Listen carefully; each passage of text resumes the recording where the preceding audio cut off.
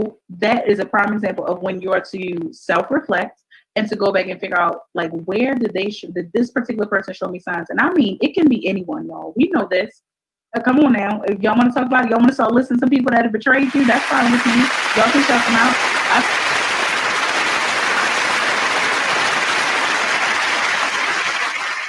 Hey, what's up? And welcome to the Artist Exchange Radio Show here live only on BeExposedRadio.com. I'm a little frustrated today because this is how I sounded when I was young. I had a horrible lisp, and it's coming back. It's temporary, and it's really, I'm getting dental work, and it's being chopped up from every other week or so, and it's frustrating because this is what I used to hear as a child, and at many speech classes, and um, a frame that go in your mouth helped to cure it. And now I hear it coming back, and I'm getting frustrated. But today it's me, your host Nate, on this Monday. Fall is fast approaching. I'm loving it because my BGE bill will look a lot better. And just coming off a really, really long weekend, just working, and work in this pandemic has turned into like a chore for me because everything I'm having to work remotely, and I like being in people's space when I'm working with them, and it's kind of hard to do everything like this. And I'm really excited because things are I'm getting through things. I'm getting things done, but it feels like we're still waiting to actually do things. So, um, just coming off a great weekend, a really nice time watching the versus battle. I'm loving how they're making it so diverse. We had Patty and Gladys, despite their sound issues. Um, it was really um, it was a good show. I love to see the people together. What I don't like is just the chatter that comes behind it. Everything has to be criticized, and the scrutiny is just too much for me. It really is. It's too much, and it's getting to a point where we only do that. People that look like us, African Americans, Black, Negroes, whatever you want to call yourself, it's only the stuff that we produce.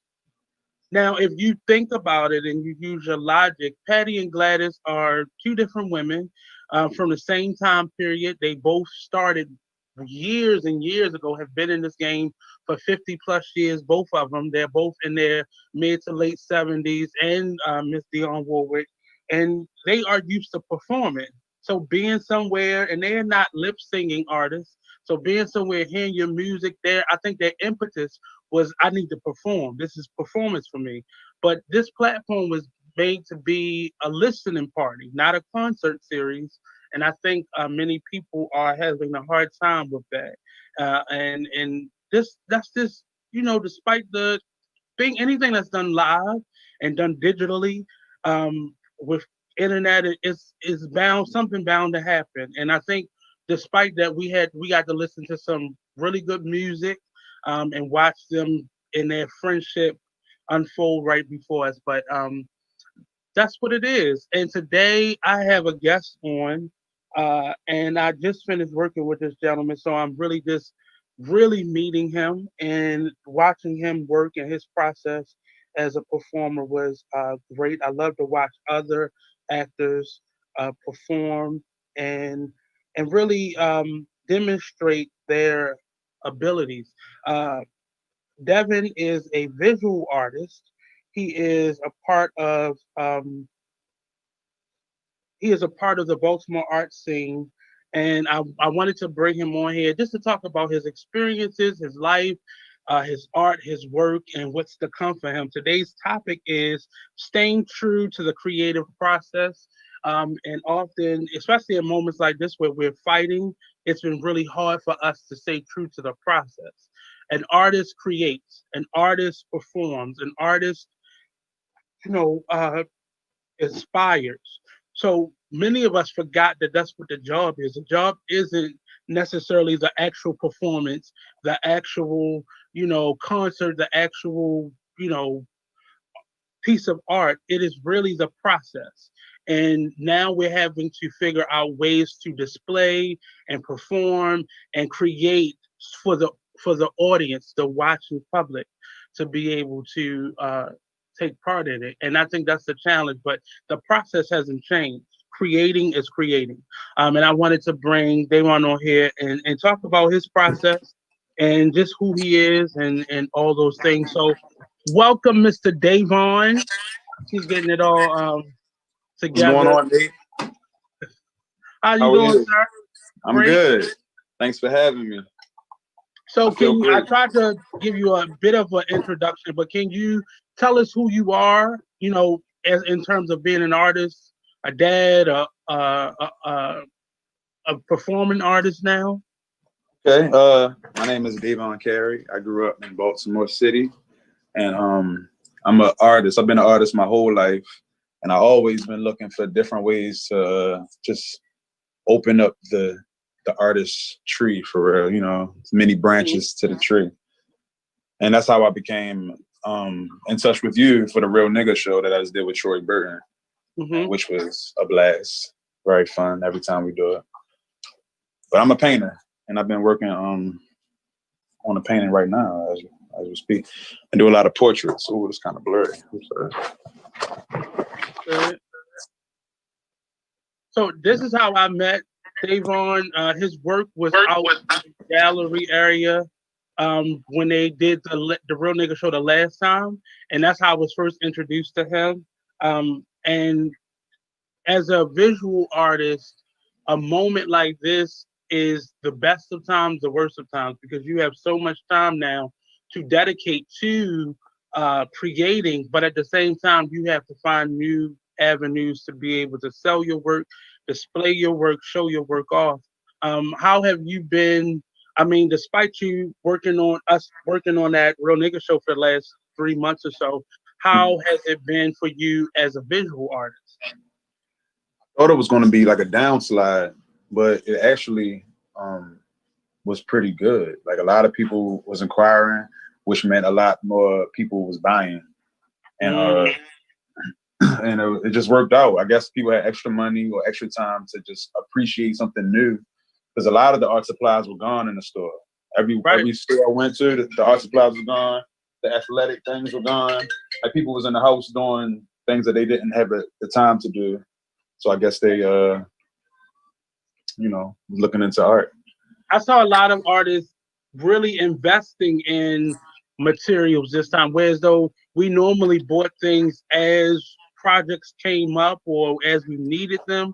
Because I do the jewelry side of designing, and that was the same thing. You would go to the stores like Michael's and things where the shelves were empty, and you like, who the hell for weeks buying right pieces like this, and who's buying paint like this? But like you said, aside from artists, but children had to find creative ways. Parents had to find creative ways to help their children get through this as well. But it really was a struggle because we were forced to order a lot of stuff online. Exactly, and I never ordered canvas online.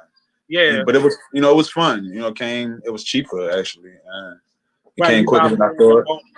Yeah, ordered bulk. Yeah. But so growing up in Baltimore, tell me about your life growing up in Baltimore, and how were you introduced to art? Well, I remember always doing art since like kindergarten and stuff. But when my mom bought me that kit that has like 100 pieces in it, crayons, pastels, watercolor, that little kit, because she saw that I was, loving art.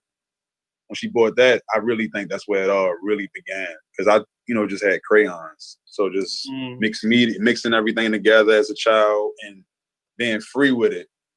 A lot of us are artists. As we get older, we just forget or just think it's stupid or think it's ugly or get discouraged by other people who are also doing art. And like, no, I can't do it, or I ain't gonna make no money. But I just stuck to it because it's like you said in the beginning before you introduced me. It's where it all began, like being inspired and just wanting to be an artist. The real reason for why you're doing it, man.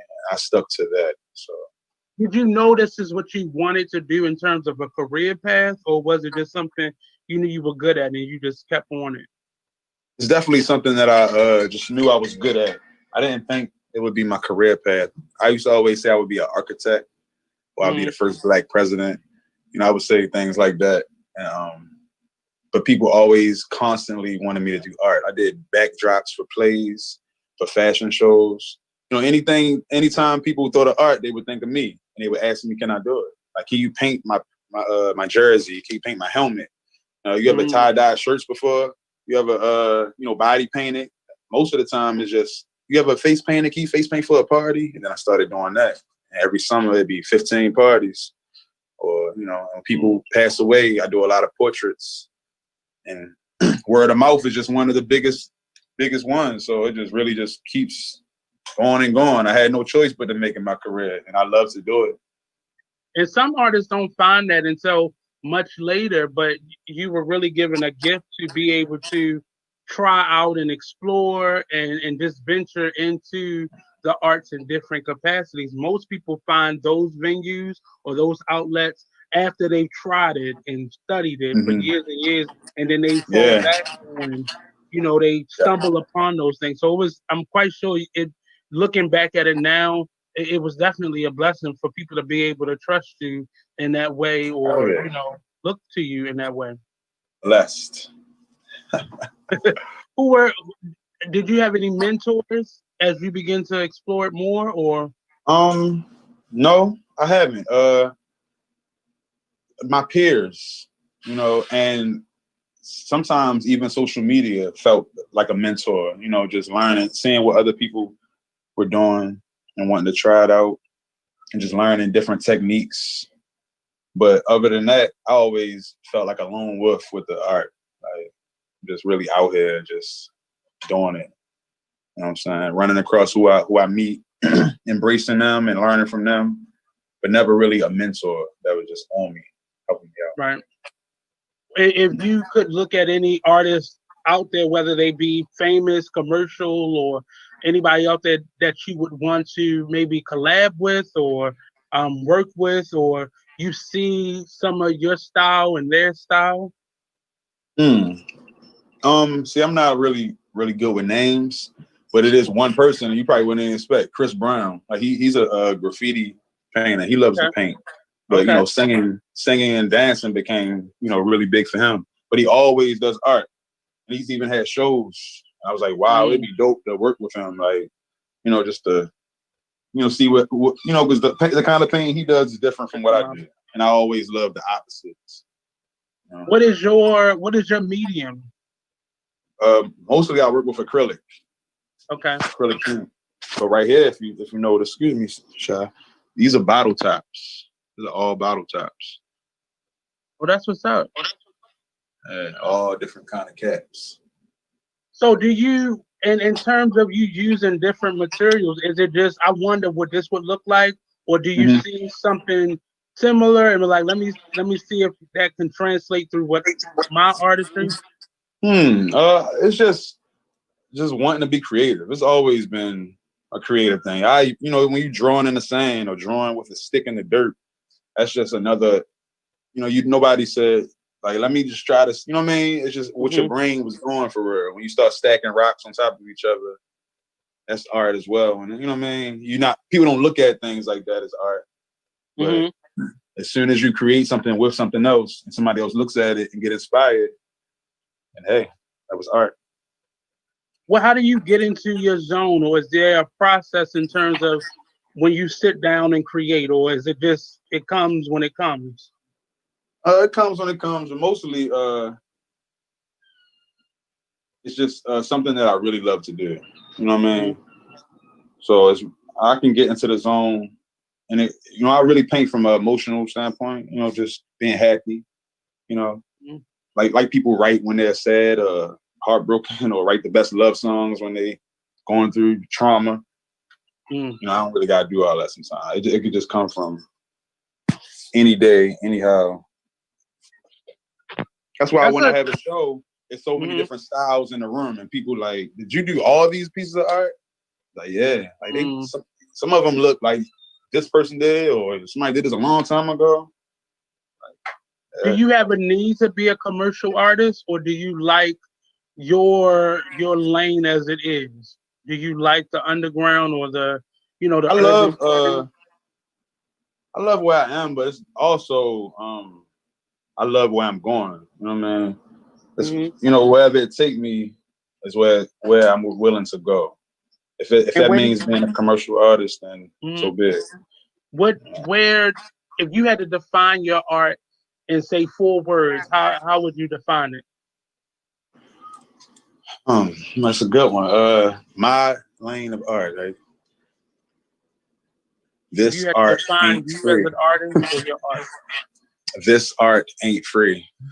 Mm, this art ain't free. Does that tie into the support that you get, or just what you've experienced in trying to be the business of an artist?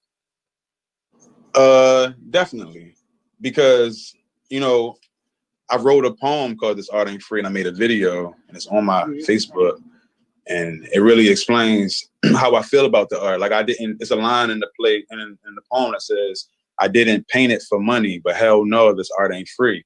Like I went through something creating this. Of course I bought the supplies, but of course the time, the effort, whatever emotions I was going through, I had to create that, and that costs. You know what I'm saying? You know, and people just want it for free sometimes. Like Mhm. want me to just give it to them for nothing. It's like I don't get nothing in return. How I do you didn't how paint do it. you handle the business of it though?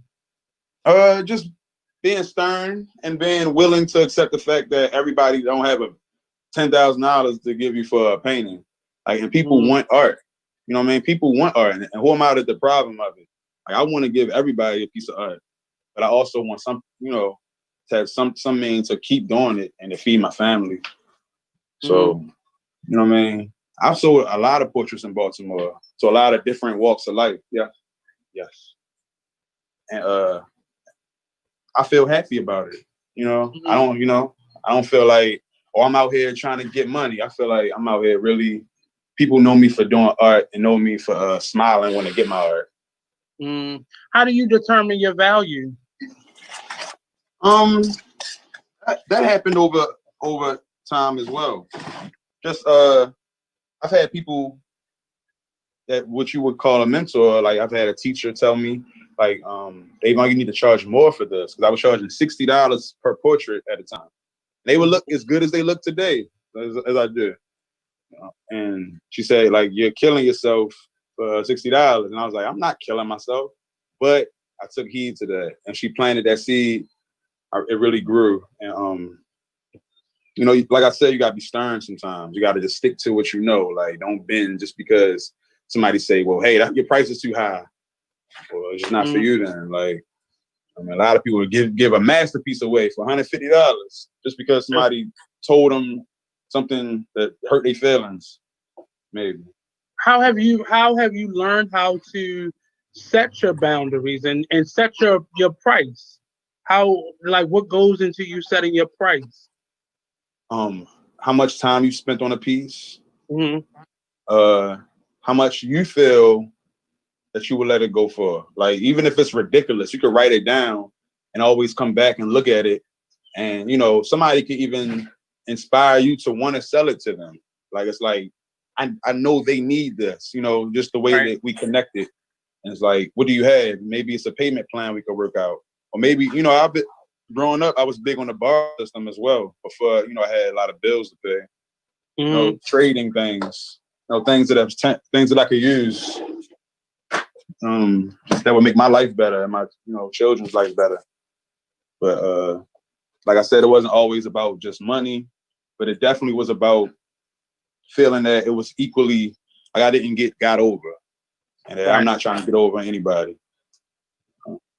And you now creating a lane for yourself in terms of in this Baltimore arts community, and that's not limiting you, but you're definitely a part of the art community here. How are you? Um, how are you carving out your niche and your space in Mm. this community?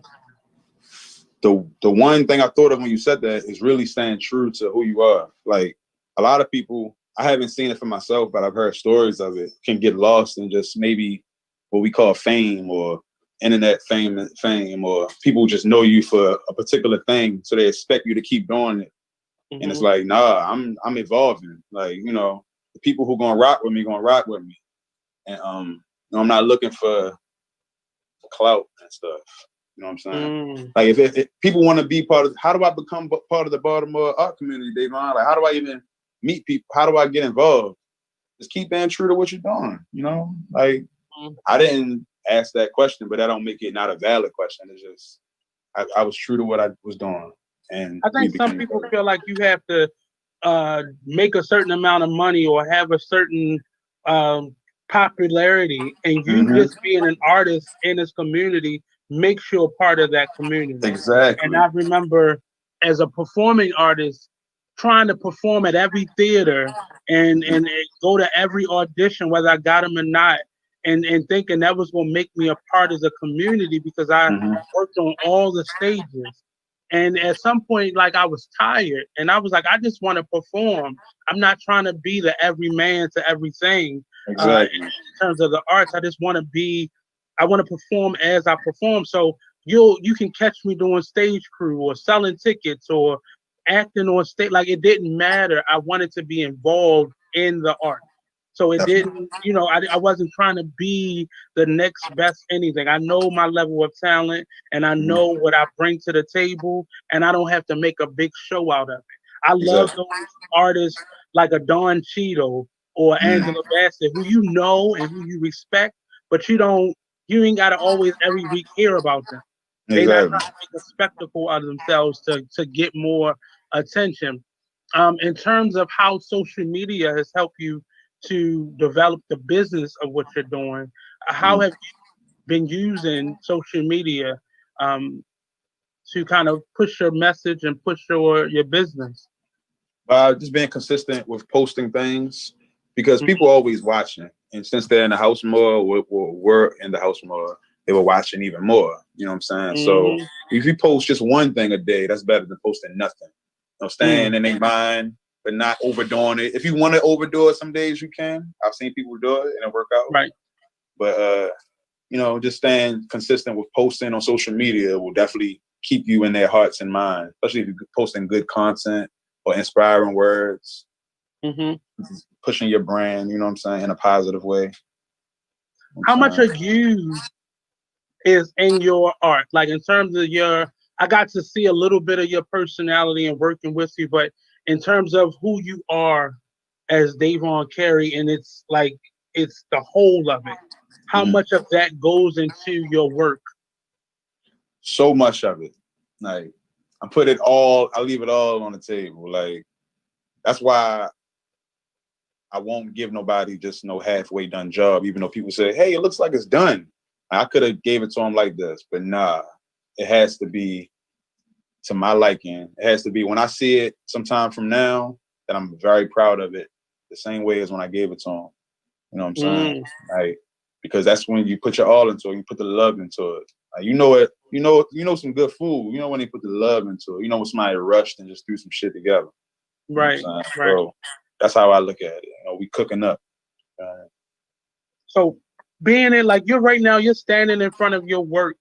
How do you know when it's finished? It's when I could look at it the next day and don't touch it. You know what I'm saying? You know, when I could look at it and don't feel like, I need to add a few more layers to something. You know what I'm saying? You know, art is never done, but at some time you can overdo a portrait, I believe, for my liking, for my particular style. I don't want to overdo it. I want to bing. That was it. You know what I'm saying? Like, does that make it hard for the business side of being an artist?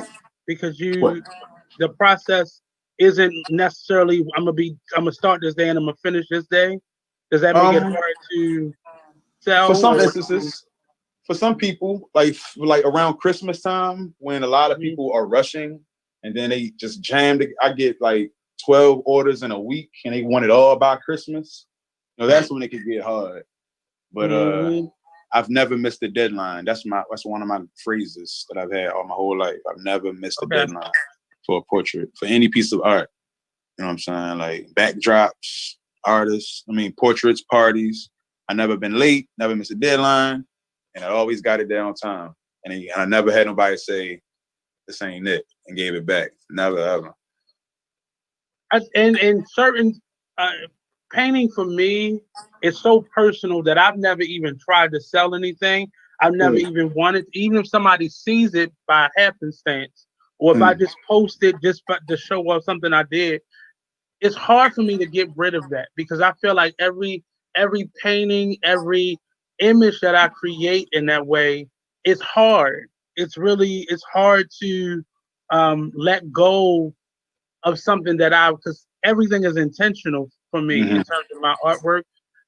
How do you prevent yourself from the work that you create on your own versus something that you're commissioned to do? How do you get rid of the work or sell the work that you've created on your own? I can count on both hands how many pieces I've done just on my own that I've sold versus commission pieces. Because it's hard to let go of the ones I've done just on my own. I have them still stacked up at my mom's house and a whole pile of them in my house. Yes, that's how you do your art shows. You know, I have pieces that's aging over time that people will remember. And I've let go prints of them. I sold prints. But as far as portraits, I've gotten attached to a few, but I know that they were commissioned and they come and go. And I just take a picture of them to remember. But as far as self pieces I've done on my own, it's definitely hard to let go of the smallest piece. Even things like this, like people have wanted to buy these from me, like just the palette that I've used. Like, wow. I'd be like, why you really want to buy that? Like, nah, let me keep it. I'm gonna have to keep that. In terms of so I'm gonna talk a little bit about what I witnessed from you doing a Real Nigga show, but I'm gonna pull a piece of that and connect it to your artwork. I watched you create a piece based on your own personal experience. In terms of, say, your gallery work, the stuff that you display, and when you do shows, how open are you with your translations or your works? I love to talk about it, but I love to hear other people talk what they see more. That's why I don't title a lot of my art. Because if you put a title on it, they see it and say, oh, that's what it meant. I thought this was that. And it discourages them from what they initially thought. You know what I'm saying? But if you ask me a question about a piece, and you really want to know, like, what was you thinking? Like, how did you come up with this? I will definitely tell you, open book about that. Because I love going to any museum and art shows because I think art is very personal, and even the intentions that a artist puts on his work can sometimes translate totally different when a person comes in there when they feel in a certain way. If they got certain things on their mind, they're going to see that piece totally different. How often do you make yourself available to even eavesdrop and hear what people are thinking about your work? It hasn't happened often, but I remember doing a show for Aaron Maben. He's an artist also in Baltimore, really good. He did a show. He invited me to hang about 20 pieces in a room just for myself. And I hung them in the room and I waited. And as the night went on, people would come to the room and just look at the art and they would talk to me about it because I was in there. But I never would say, I'm the artist. And they're like, who's the artist? I'd be like, who's the artist? Devon, Devin, Carey. Wow, this is really good. And then to the final end, I just told them, like, I'm Devon Carey. And said, no, you're not. And I was like, yeah, that's me. I did the art. Like, wow, but to hear them talk about it definitely was refreshing, and it was like, I don't really have too many words, but I just really felt good listening to people's honest opinion about it with the unbiased, part about it. They didn't know who I was, so it felt really good. This whole process of doing this show in the last 7 years, it's been interesting because I've only had a handful of visual artists on, and visual artists work a lot different than any other form of artist. And one of the things that I'm always amazed at is how you all incorporate just everything that you walk by, everything that's in your past in terms of life and your journey, and it sometimes seeps into your work. And often, Mhm. like for me, it's whatever script is put in front of me.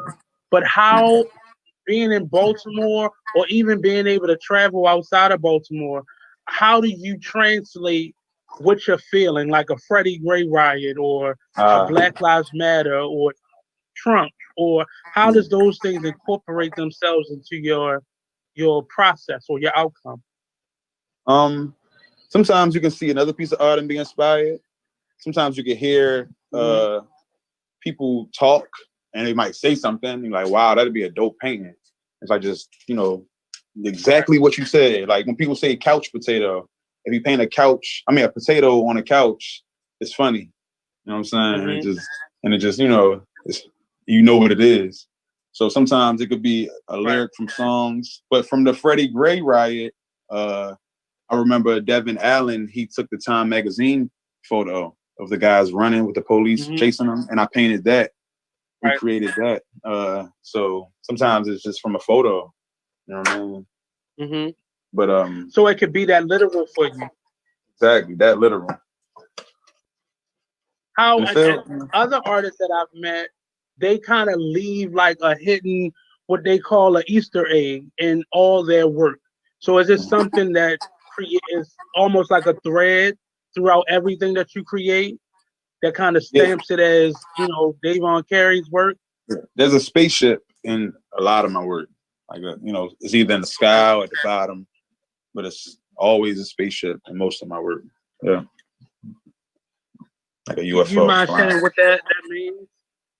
Well, it's like out of this world. You know what I mean? Like, Mm, it's just the feeling you can get is out of this world. I'm dramatic, so mm. Just a little bit, yeah. maybe a lot. It Was that something purposely you created, or did it just come to you? And just started. I don't know. I just started doing. I can't remember the first piece I did, but I know when I did it, I said I'm about to put this on every piece of art I do. And I remember I didn't do it, and somebody said you didn't put a spaceship on mine. I was like, dang, it became a thing. That's the icon mm, on my Instagram for the last 4 years. I never changed it. right, right. In terms of being a Baltimorean, how much of Baltimore is in your work? Even when you are commissioned to do things, how much of that Baltimore experience is in your work, I feel or do like you recreate that? I've been asked that question probably just 3 times in my life, and it always still feel the same way because I'm Baltimore. It took me a long Mm-hmm. time to even get on a plane, not because I was scared, it's just because I didn't take them opportunities that I maybe should have Mm-hmm. when I could have. But then started traveling a little bit, started seeing more, and I had to realize like, wow, I am Baltimore. Like, when I'm in New York, I'm Baltimore. When I'm anywhere else, I'm Baltimore. My art speaks for itself, but that name at the bottom, Davon Carey, he originates Mm-hmm. from Baltimore. So this is Baltimore. When people say Baltimore art, I'm fortunate to hear my name sometimes, and I feel like, wow, like that's history. You Some feel me? people shy away from that. It's only, I honestly, a very few artists that I know outside of painting something of Baltimore really try to hold that stamp. Mm. They'll say I'm from Maryland or DMV or the East Coast, but they rarely hone in on their community. I think there's been an explosion of artists that have begun to create based on what has been happening. So Mm. it very much so their style is Baltimore. But when you say I'm a Baltimore artist, what does that mean to you? Mm. It means that we come from a place where it's not really recognized. You know what I mean? It's like you said, underground. Like it's under the underground. You know what I'm Right. saying? Like the people who are screaming it loud, only a few people hearing it. Like you said, people Hmm. say Maryland or DMV. That's louder than the small screams from Baltimore. But we screaming loud too. You know what I'm Hmm. saying? Somebody hear us, and they're gonna keep hearing us. The next generation gonna scream even louder. And, that's just how it go.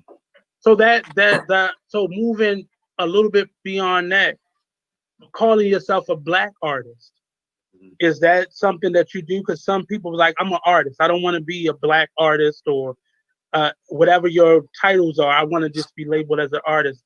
Is that something that is important to you to signify, or is it? I think it's very important to signify, but I I've never wrote that. I always definitely said I'm an artist. When people say black artist, I do feel a sense of proudness, but I definitely always say I'm an artist. When people, when people introduce me, he's a black artist. I don't be like, it don't feel cringy or nothing. Nah. So whatever you want to introduce me as, you want to say he's a crazy artist. I take that charge as well. But when I don't. Is it more important to you now as you're getting older to be labeled as a black artist than it was maybe when you were younger and creating? Do you see the change in how you feel about it?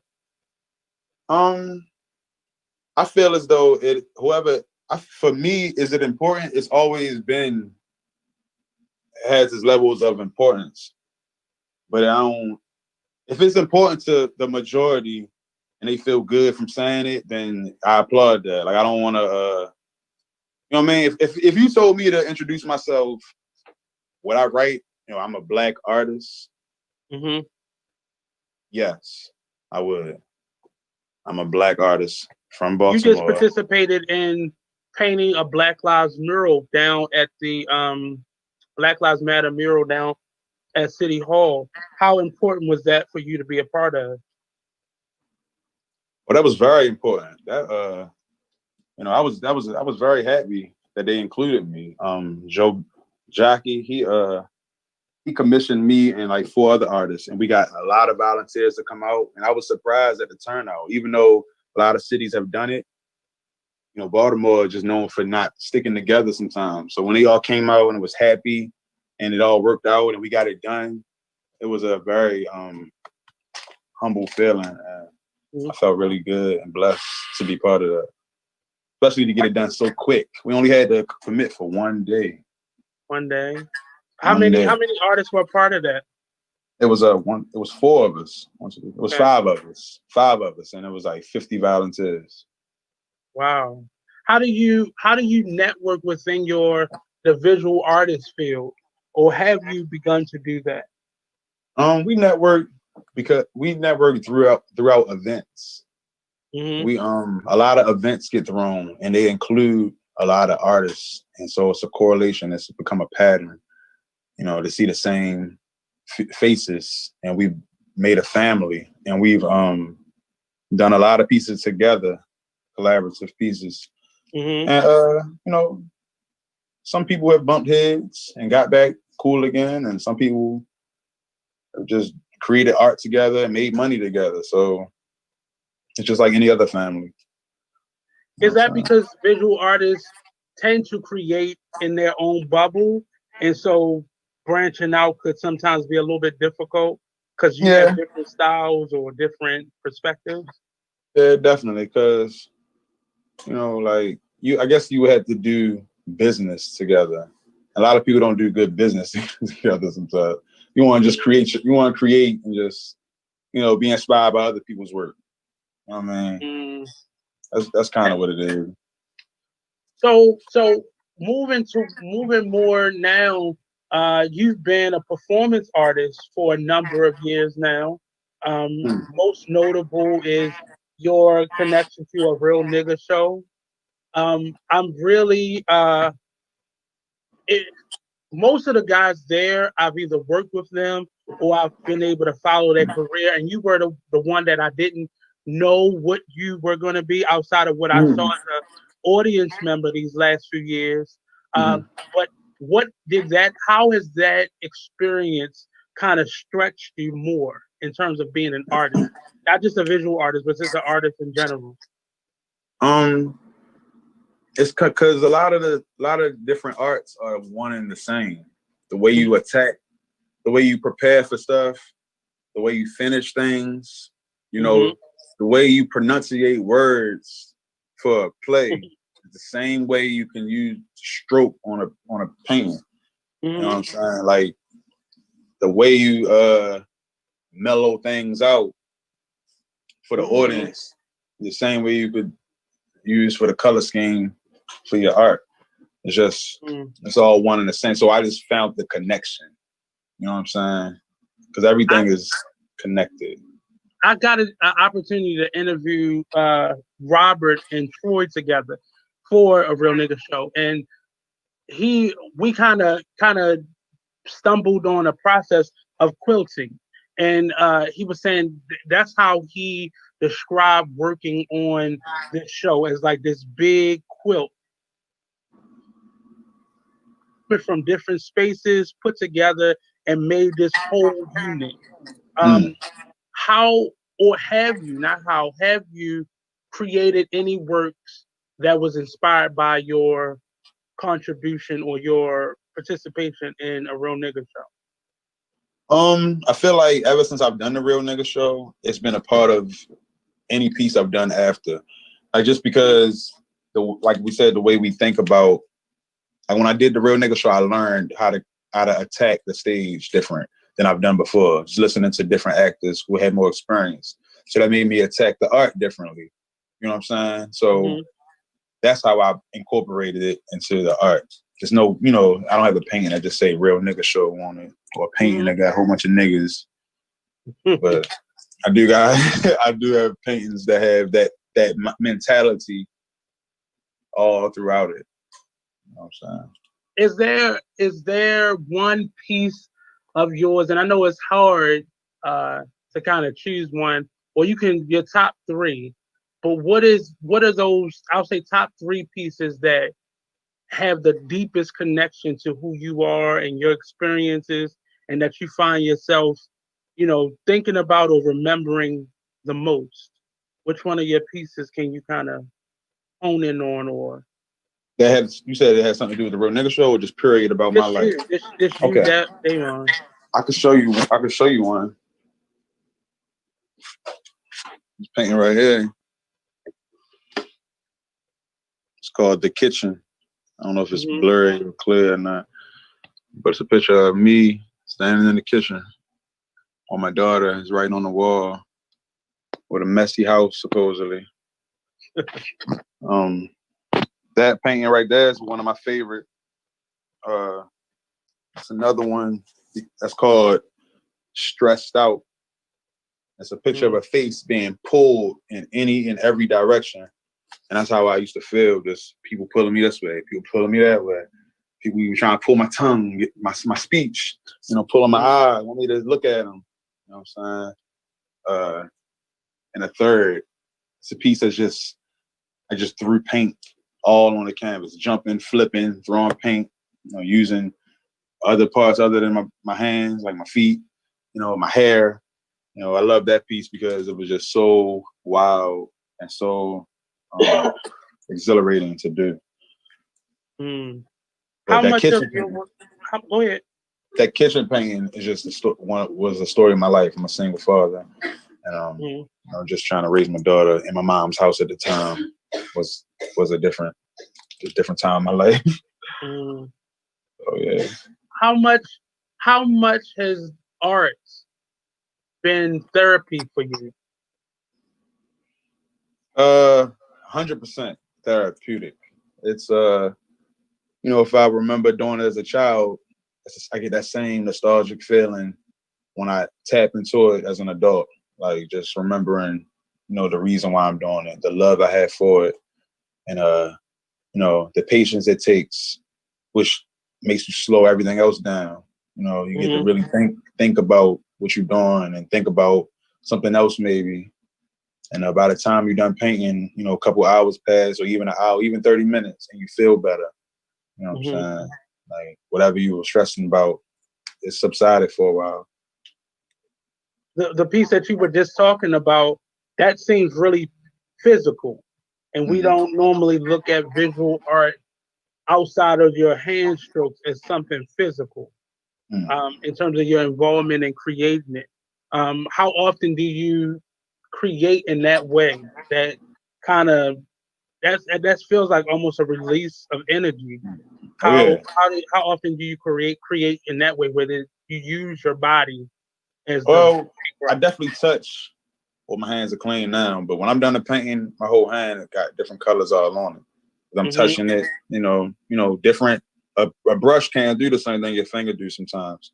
So part to me is all in the painting, just rubbing it, touching it. Sometimes I just do it with my whole hand, and not the whole painting, but maybe a certain part that needs color, just to touch it and feel that rush.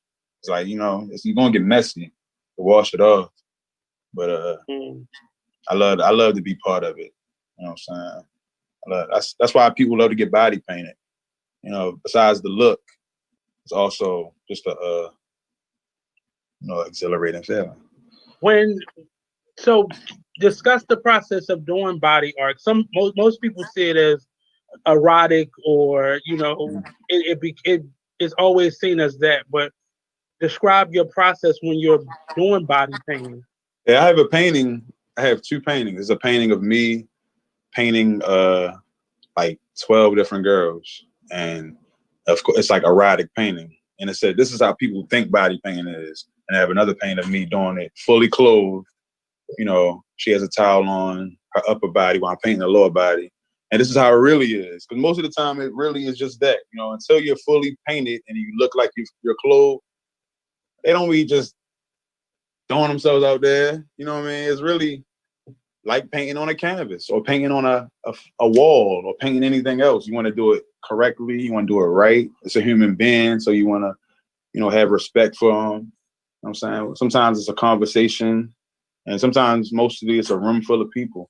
So as far as body painting, I had the same focus on that as I do on a canvas. And when it's done, it's just on a body and it's moving, and it is sexy, but it's a beautiful piece of art. Do you like that? I mean, because of course you can capture that in photography and as you've done painting, but do you like the idea of it being something that's temporary and just in the moment, or is it? Only if it gets photographed. Like when people commission me to do body painting, I definitely ask them, is it being photographed? Because sometimes you can spend 5 hours doing an intricate design. You know what I mean? And if it's just not being photographed, we just gonna have it just for that day, or whoever see it. Maybe at least take a picture with your iPhone. Come on, take something so we could post it. You know what I mean? Oh, Yeah. so you like to capture it? Yeah, definitely. Okay. Yeah. So so kind of transitioning into the Real Nigga Show. Um, my experience in this time outside of I've always ever been an audience member, and watching you all, and especially the other guys, because I've kind of known them for longer, watching them grow in terms of when they said it when they were 20 something versus now being 30 something, almost 40. Mm-hmm. Hearing them speak on things it helped me to recognize my growth. But I'm not gonna go into it unless you feel comfortable. But we had a moment in rehearsal when something that you said or created back then sounded so much different now. How did What was that process like? Because that's along the lines of visual art, but it really is now you embodying your work now. It's not just you can separate yourself from a painting, but you actually had to speak those words. Yeah, I get, even talking about it now, I'm remembering the moment in rehearsal, and like, Mm-hmm.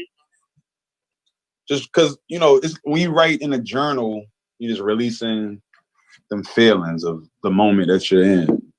And when you go back years from time and you read it, you're like, wow, like, I was a sad child, or if it was a happy moment, I was very happy at this moment. Mm-hmm.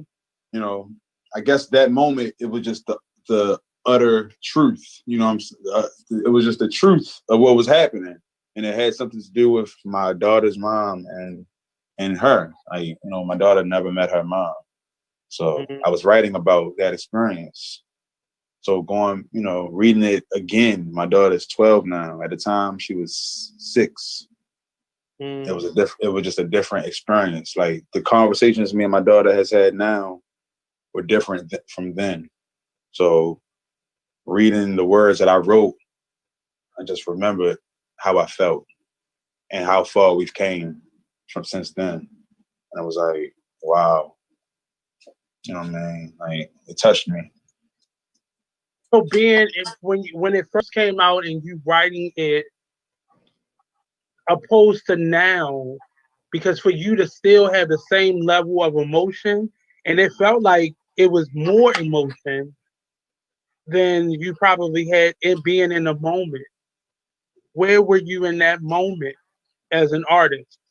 Like, because being an In artist today's is a time. lot of decisions. Where were you as an artist? In today's time, Mm-hmm. right? Hearing it. Like that rehearsal, that specific rehearsal we're talking about. Where was I as an artist? I realized that this moment was real. I realized it was real as in terms like because I saw it happen with Easy and Robert. They was realizing something that they wrote 10 years ago. Like wow, like we came a long way. You know what I mean? So it was like I wonder if that would happen to me. So in that moment, I was like, damn, this is real. This is really happening. I'm really, really remembering the word. Because at first I had trouble remembering the words. But when I remembered the words and I started saying them and I felt it, I just, I'm always going to root for the underdog. I felt like, damn, I was the underdog back then. And I'm a little bit on top. Me and my daughter are actually good. Of course, she still wants that relationship with her mom, but she's better now. But wow, I was at a very low spot then. Damn, I came a long way.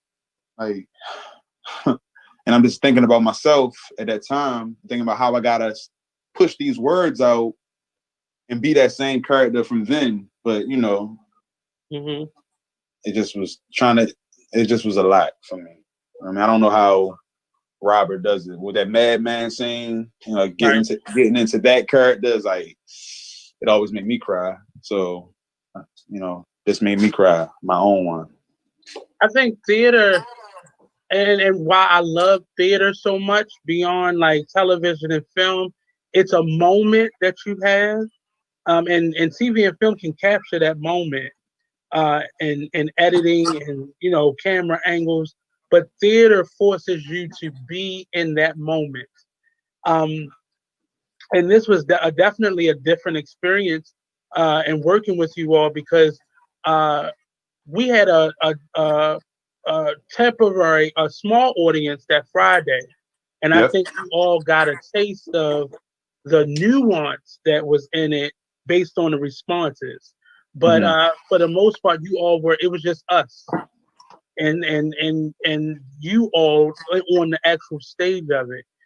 So creating in this process felt a little different from my eye looking at you all. You also created a piece, an original piece that spoke a lot about your personal experience as a black male, a black light-skinned male. Was that what went into that of creating that, or why did you decide that this was your moment to kind of tell your story in a different way? Well, the original character Malik, shout out to him. I don't know his last name, but shout out to Malik. He wrote a piece that was beautiful, for his experience, and it was about how he had a black male, light-skinned male, was integrated into an all-white school, and a white boy called him a nigga instead of the dark-skinned guy's nigga. So how he just fought, and how how he became a nigga, how he's mixed with a white mom and a black dad. I know I'm playing a character in the play, but I always felt the way about hearing that because I'm not mixed. Even though I'm light skinned, I have black mom and black dad.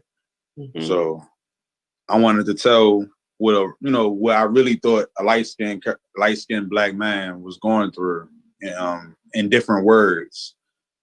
So I did the play a couple times, and this time I had the courage to tell Troy I was writing something new, and hopefully you like it. What went into it was just my own experiences from mostly black people, because it's never really been from white people too much.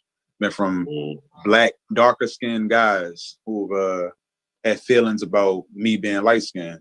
And I don't fault them for it.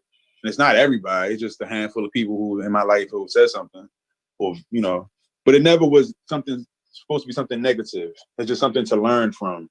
That's hopefully it taught somebody something. That's all I wanted to do. I think a lot of people who are outside of our community, and even people who are inside of our community, don't understand the slight differences that we have and how that really shapes and molds us in terms of trauma, in terms of just life experience, in terms of how we react and relate to each other. So, and me reading that and me hearing you, more so hearing you because it wasn't in the script, but hearing you perform that, it made it made me just question how we relate to each other, because sometimes we don't.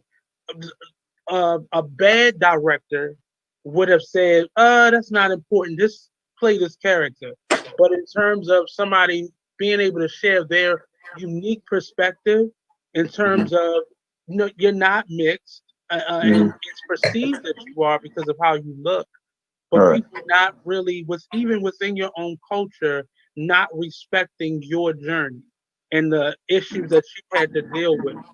And you played it from two different perspectives. Can you talk about the perspectives that you played it as? I played the first part of it I was speaking from just a plethora of experiences I've had with dark skinned people. You would think it was just one person saying it, but it was different black, darker skinned people saying things to this one light skinned guy, telling him that how he lost his girl to a light skinned guy who thought he was better than the dark skinned guys.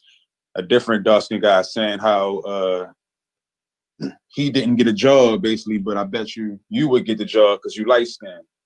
Right. And just how a dark skinned guy looked at it, just an average light skinned guy, and called him a bitch or pussy just because he had pretty eyes, light skin, and good hair.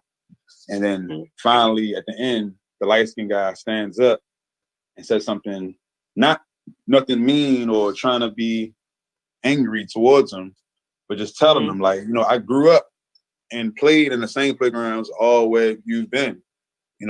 I've never tried to date outside my race for white girls. Like you think all the white girls like me and black girls love me. I love black girls, but the black girls tell me they don't even like light skinned guys. So look at that. You think I'm getting them all, but they telling me they don't like me.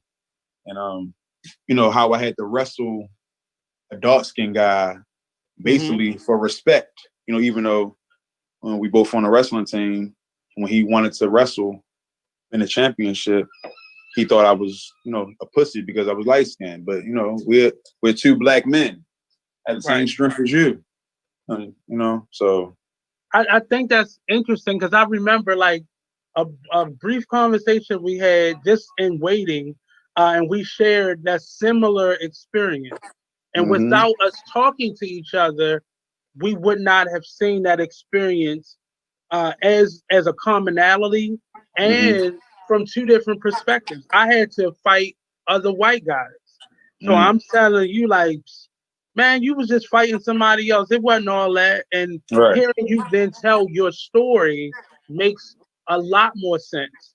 And it's the same struggle. It's just from two different perspectives, but it's very important that we share our stories. One, because many, especially black men, we go through things and it's not an outlet for us to actually tell the story unless we got in trouble. Like that's normally the only time we get to explain ourselves. But in being in a moment where we can just openly express to each other, we normally don't give each other that avenue or that space to be able to do that. that's one of the reasons I love A Real Nigga Show, because outside of August Wilson, there aren't really many playwrights that really allow black men to explain themselves without being in trouble. Um, but I respected that, and it was something that just stuck in my mind because I really thought I was the only one that was experiencing it, and I would not have seen it from your perspective because I'm not a light skinned man, so I wouldn't have, I've never lived that life. But how much of that do you bring to your art in general? Like those experiences. Is that not to say you need to paint a picture of you wrestling, Right. but in terms of that energy or that trauma or that anger or that struggle, how much of that is incorporated into who you are, not just as an artist, but just in who you are? I don't think that hasn't found a place yet in my art yet. Like maybe it will sometime. Like maybe this is the seed being planted now. But Right. I don't know a piece or a time period where I was feeling like that was part of my of the piece. You know what I mean? All the experiences I've been through helped shape me to be who I am. So maybe that energy is there, unrecognized. And I say that because, and not so much that I want to see it in your artwork or in your now acting, but I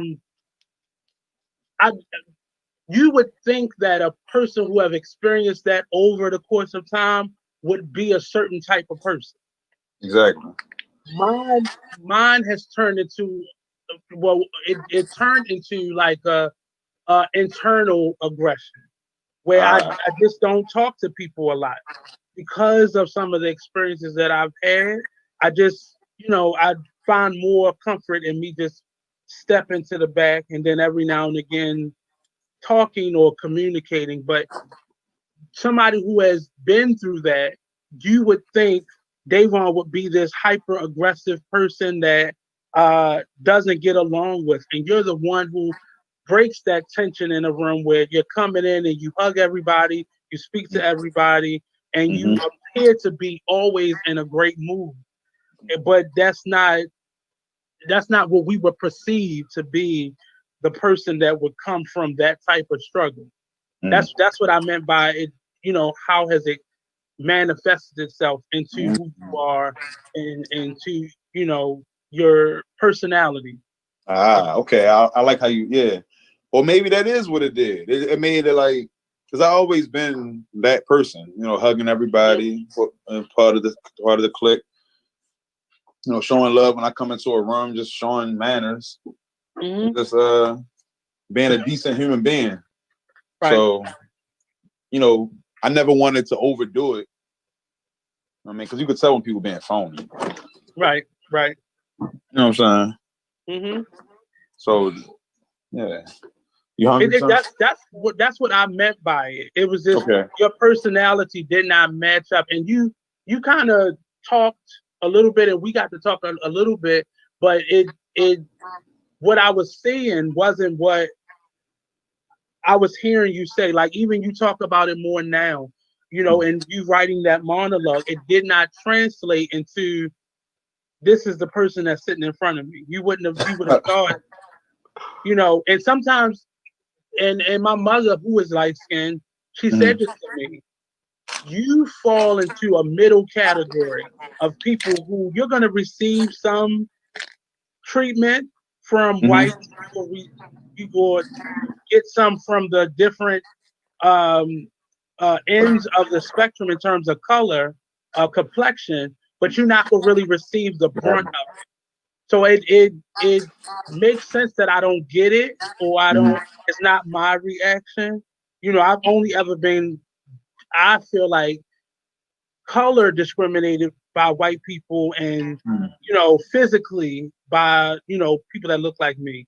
But outside of that, I would not have understood it unless you shared it. And I wish more, specifically creative black men, felt more comfortable sharing their experiences outside of an aggressive and I hate using the word toxic, problematic way. I wish it could be so as easy as somebody writing a monologue.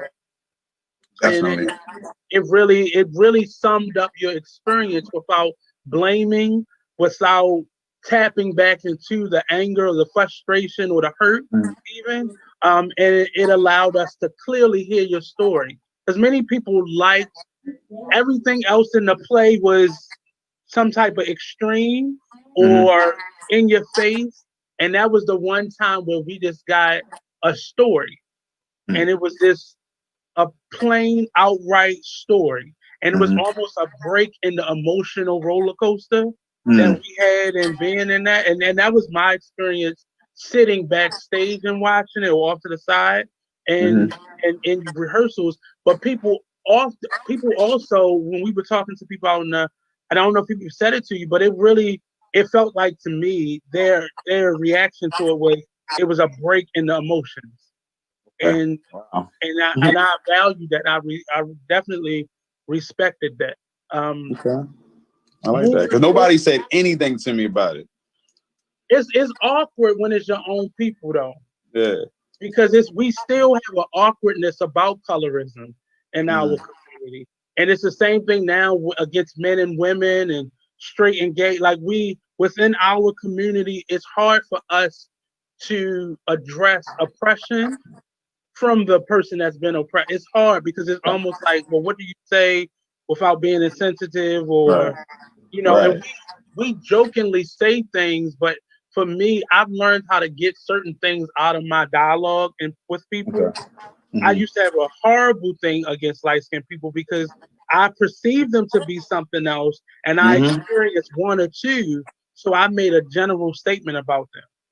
And it really wasn't until one of my really good friends at the time had a light-skinned baby. And she was like, I can't have you around my child if you really feel that way. So I had to dig deep and understand what I was feeling, why I was feeling, and how I could let it go. And I ultimately had to let it go because I didn't want to miss this young lady growing up. But I think we should be that transparent, but find ways. Not even us finding ways as the person going through it, but the outside audience or listener or ear or friend or whatever to open yourself up to being able to hear what other people are going through when you don't think it's that, man, nigga, that's just some light skin issues. Right. That's that you had to really, that was a real fight. Exactly. Let me tell you what happened when I used to do the Real Nigga show and I did Malik's experience instead of this play. What happened was when we go out to the audience, older men would stop me and tell me that they experienced the same thing. You know what I'm saying? From his play. That's what they would say. From his, monologue. His story. Yeah, his monologue. So this time around, since the show was virtual, nobody got to really say nothing to me. But what happened was I had a surge of friend requests. And it was people that had no friend in common with me. So I'm like, where are these people coming from? And they were light-skinned people. Right? So I was like, so I accepted three of them, right? And I asked the girl, it was a girl who DM'd me, and I said, did you watch the play? And she said, yeah, how did you know?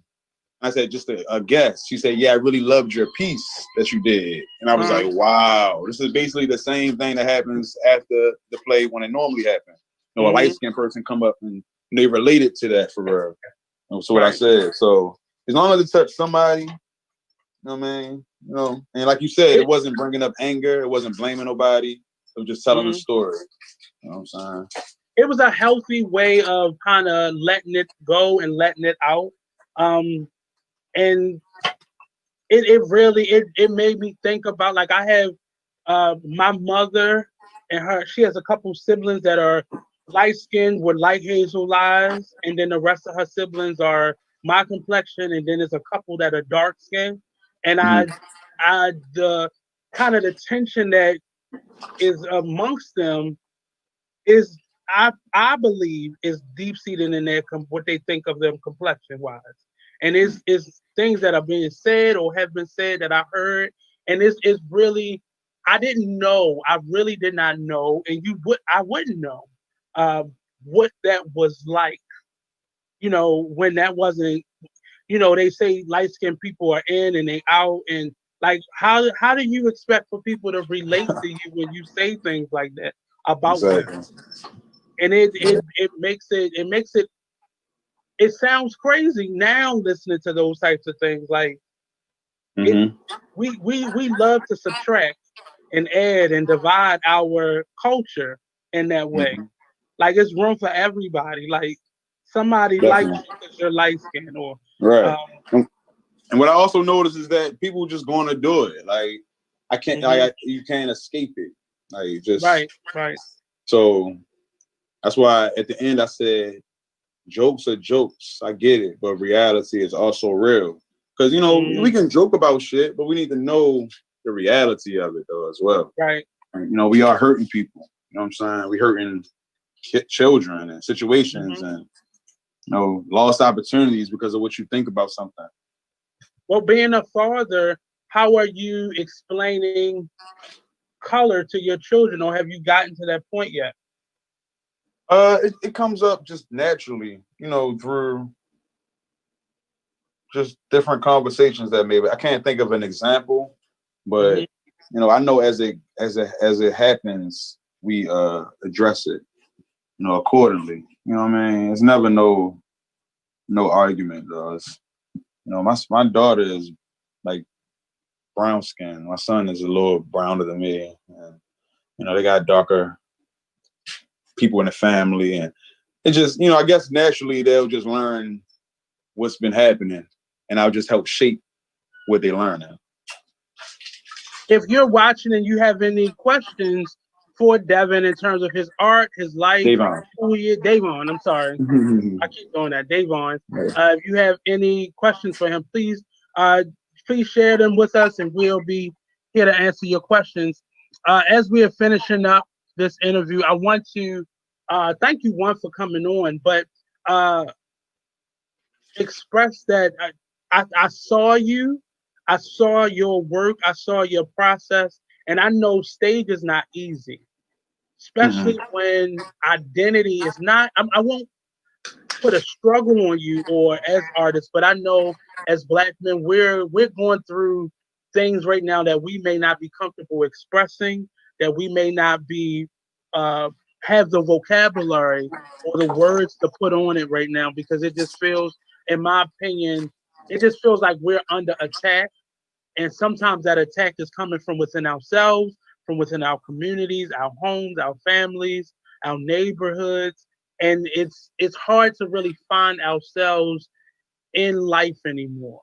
And Mm. to see yourself, this will be a moment where you second guess what you even thought you knew about yourself. And that's my perspective. I'm not saying that's what everybody is feeling, all Black men are feeling, but if you had to speak to uh, what's going on right now, in terms of your perspective, how do you see the world in this moment for Black men and just for us as Black people in general? See the shift happening. Like, you know, of course it's gonna be hard when it's turning. It's like when the summer turned into the winter. It's like Mm, can't make his mind up, and it's just sputtering, storms and different hot days, cold days, and it's like it won't make his mind up. I think we're in that transition that we've been waiting so long for. You know what I'm saying? It's just we in the brunt of it. The right. the riots, just all the things happening. But a lot of every time something happens, it's just a bigger deal than it ever was. Which Right. we Right. I don't want shit to happen for it to be a big deal, but sometimes martyrs are necessary, and sometimes you know it's necessary for shit to explode to be recreated. So for Black men, I think we're in a good position, especially with like everything that we see has it plastered on it. Different commercials. The NBA, the NFL. It's all in your face, for so the Mm. change is happening. But I What? also What? still do believe the revolution won't be televised. So Yeah. stuff is still televised and shit is still, just putting a band-aid on things. But that's Yeah. the start of the change. In terms of your contribution, how do you think you can help in moving us forward? By everybody can help just by being the best individual they can be. You know what I'm saying? So the best thing I could do is just love my children, love my neighbor, love my friends, and not just be a pushover. Hold people accountable for what their right and wrong things, and just move about it, being strong. You know what I mean? Like standing up for what's right, and also doing what I love to do from the heart. With purpose. That small thing that each individual do will make a greater change amongst the masses of it. Any projects you have coming up or shows we can support you in? Yeah, I don't know exactly when, but when the year started, we was going to do a show in August. And August is already passed now. But since the world seems to be opening back up, or there's restrictions, we can do an art show even with face masks. So that's what I'm planning now. All this new art is going to be released to the world to see. Because I don't post a lot of art. Even my website doesn't have DavonCurry.com doesn't have art on it for sale right now. I just have my shirt. But I am doing an art show, and it probably won't be this year, but you will know about it, Nick, and you will tell your people about it, and they all gonna be there. I got you. I'm loving how artists are. I think this pandemic has forced a lot of us to come out of our shell and how we create and be more creative in how we express ourselves and how we focus and how we just deliver our art to people. It's forcing us to be more open and more open-minded, and I think it's forcing us to be uncomfortable, but I think within that that discomfort, we are learning how to move better. And I'm saying, especially within the visual artist field, I'm seeing a lot of innovation in terms of how you do things. I just went to go see an outside art show. That's not a new thing, but it was refreshing to see someone stepping out there and jumping out there and just in a parking lot, set up some walls and put some artwork up. And we got to get creative, stay safe, but be creative in how we display our work and how we choose to. Even with the Real Nigga Show, that's not the normal theater process. So to push forward, it really was amazing to see it be finished. My last two questions for you, one being, what advice would you give to your 17-year-old self, and what question would you ask to your 100-year-old self? What advice? Advice I give to my 17-year-old self is, you're not getting old. You're young as shit, bro. You have so much more time to learn. You're gonna learn so much, and stop stressing yourself out. You got another life to live. I done lived another 17 years. Probably after that 17 years. Am I that old? No, not yet. But all right. Almost. Right. The 100-year self. What question would I ask him? Like right now, what I ask my 100-year self, I would say, have you seen any change to what you thought was changing in 2020? Like the change we were just talking about for Black men and Black people.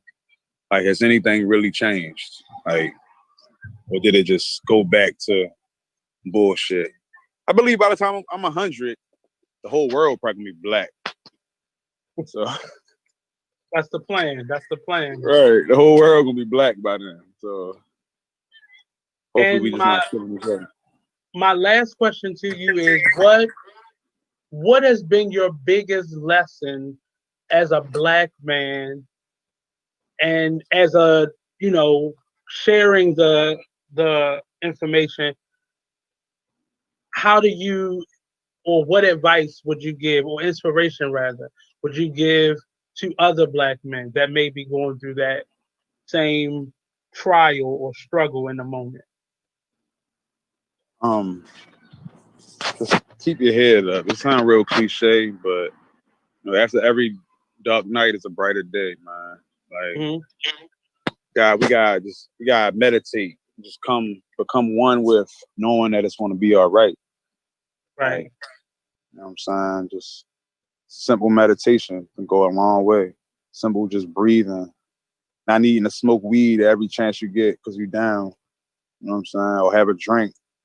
Or find a woman or man or whatever the case is. Just need to just find some peace within ourselves.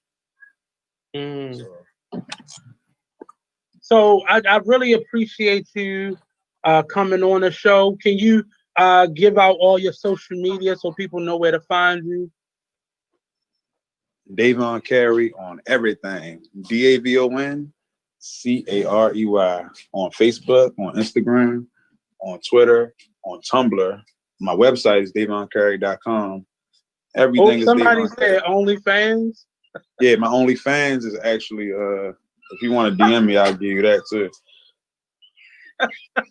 That's not Davon Carey, but somebody just wrote that in the comment section. I don't know. For real? How come I want to see the comments? What are you at?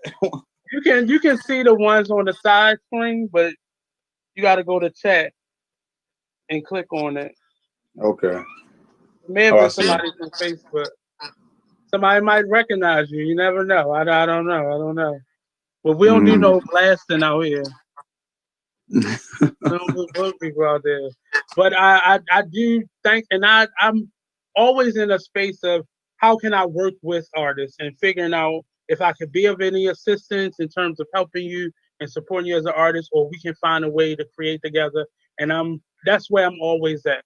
So the artist exchange is for all artists, for you to be able to find, collaborations and support and helping you. I know support is a big thing for us, especially coming in a city like this, where a lot of us struggle with lack of support.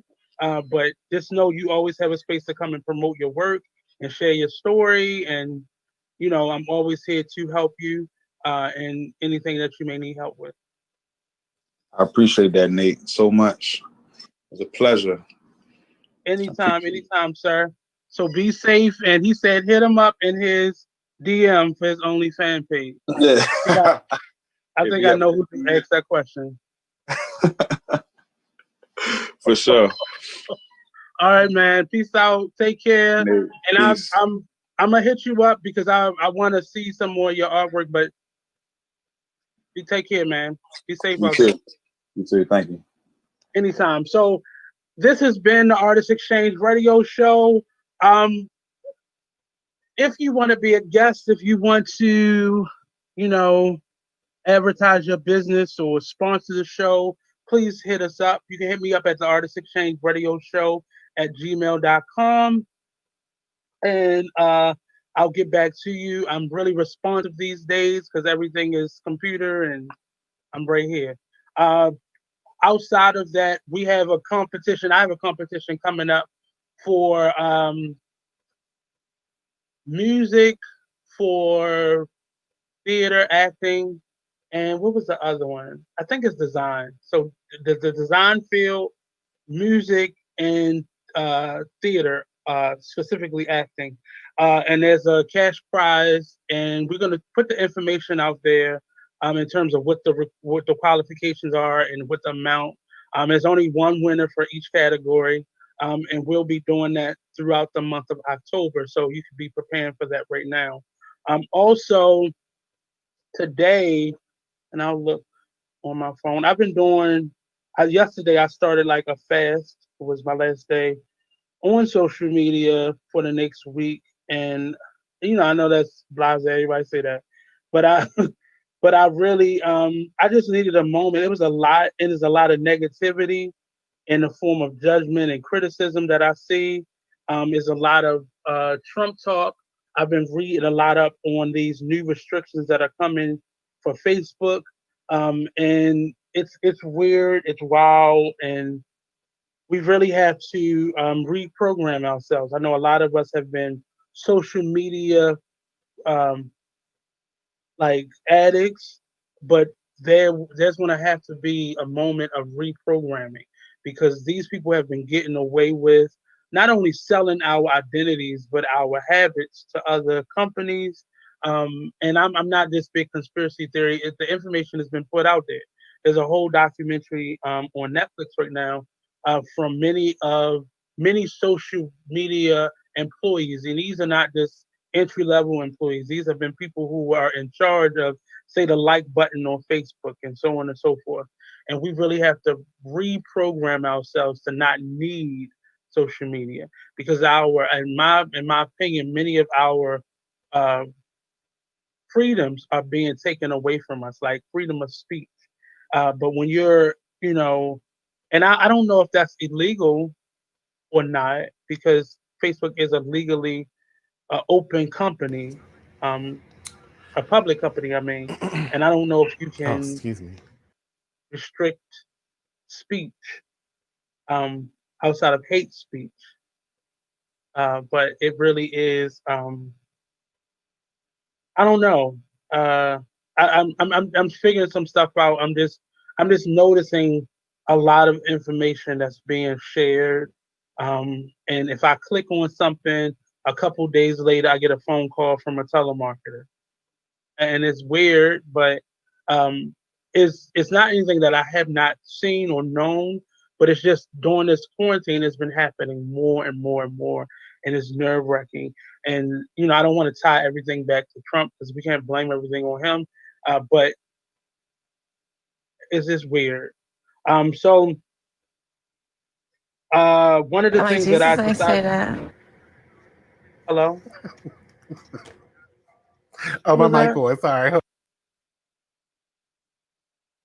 One of the things that I wanted No, to I was just laughing because you said you can't blame everything on him, and the sound somebody played the sound effect. Jesus ain't say that. and not with him. And speaking of Jesus, I am doing a 7-day believe challenge, and it's really non-denominational. So whoever you pray for, whatever you believe in, and however you pray or meditate or hum or hit bells or light candles, whatever you choose to do in your spiritual process or lack thereof, this 7-day challenge is just it's like a mental cleanse almost. And for the next 7 days, well, the first thing you do is you write a list of goals, um, dreams, and needs. All in, you have to separate them in those categories, but just write a list, and it can be as long as you want it. You need to meditate or pray over those intentions, those needs, those desires, those goals. Every day, do this at least once a day. So you need to physically write out a list and you need to pray over those things. And part of that prayer should be speaking them into existence. And every day, every single day for 7 days, you need to do something in a direction of those needs, wants, goals, and desires. If it's researching it, if it's setting it up as a business, if whatever it may be, do one thing, and it doesn't have to be a big thing, but one thing. And lastly, journal each day, preferably at the nighttime after you've experienced it, because like a fast, uh, this challenge will be difficult because you are physically having to do something in three different ways every single day. And like a fast, it could be a lot. So journal that experience, what it felt like. Was it easy? Was it hard? What did you actually do towards those goals and dreams? And this was inspired by a sermon that I listened to yesterday with Latanya Valencia Marsh. You can go to her page, Latanya Valencia Marsh. It's on my Artist Exchange Radio Show page, and the link to the actual sermon is there, and her link to her page is there, so you can follow her sermon. She does a church from home every Sunday now, and watching that, she spoke about a 7-day believe challenge, and it's just to strengthen your faith and show you how prayer without work is useless. And it is really programming your mind to just work towards your goals, your dreams, and the things that you say you want.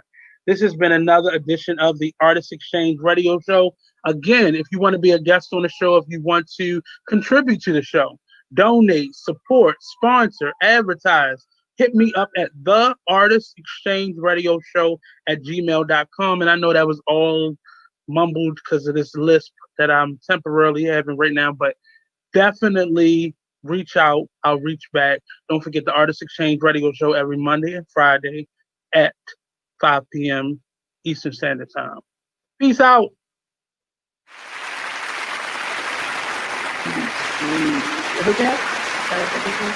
And